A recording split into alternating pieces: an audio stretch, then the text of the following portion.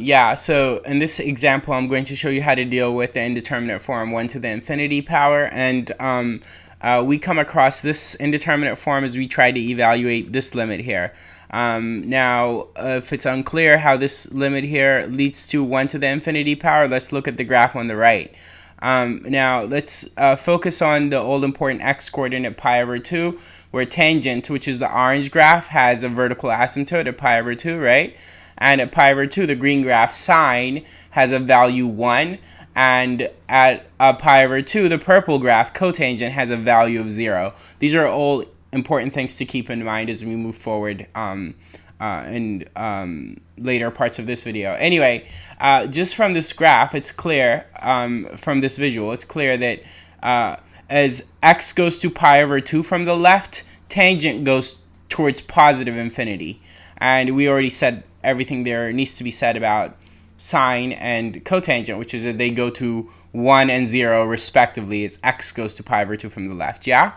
Cool. So as I just said, as x goes to pi over 2 from the left, tangent goes towards infinity.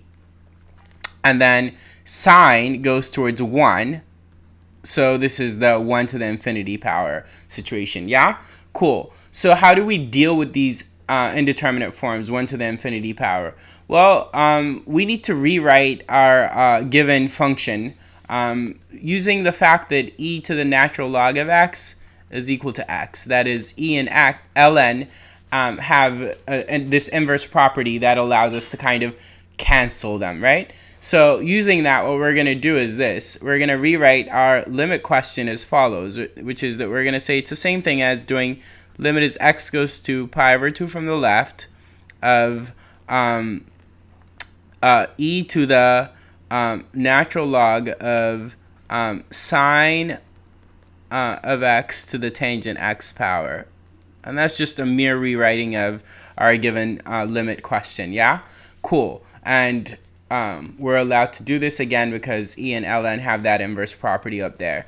Yeah, now, cool. And this is going to allow us to rewrite the limit in the following way, which is we can now write limit as x goes to pi over 2 from the left.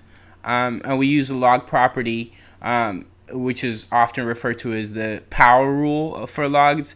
And so that'll allow us to multiply by tan x. And of course, I forgot my all important base e. So we have limit as x goes to pi over 2 from the left. It's too crowded. It looks like I'm multiplying pi over 2 to e. So let me just make some space. Yeah, e. And then it's going to be, as I said, tan x can multiply ln in front. So tan of ln of sine x. Cool. And again, so far, all we've done is just merely rewrite our given limit.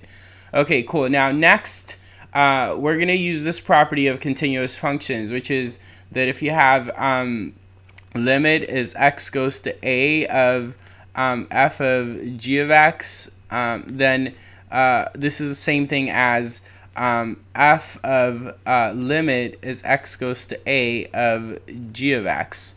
So we can use this limit property and next rewrite our limit here as follows, which is it's the same thing as e to the limit as x goes to pi over 2 from the left of tan x times the natural log of sine x. Now, we've already said as x goes to pi over 2 from the left, tan x goes to infinity and sine x goes to 1. So our limit here is going to go to e to the tan x, as I just said, goes to infinity. So infinity times, and then sine x goes to 1. So infinity times ln of 1. But from example 1, you should know that ln of 1 is 0. You should know that anyway. So we have e to the infinity times 0 power. Cool. This is a really good place for us to be because we know we could very easily modify this to be 0 over 0, this guy here. And this is how we're going to do that.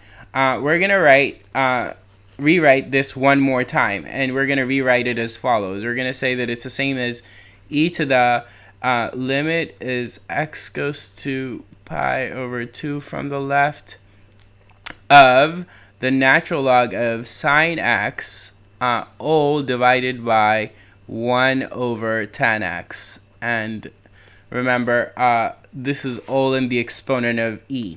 But yeah, like, and that's why I crowded it up here to sort of hike it up above e so you can see it's an exponent. Anyway, you should know that. You've been following, right? Cool. All right.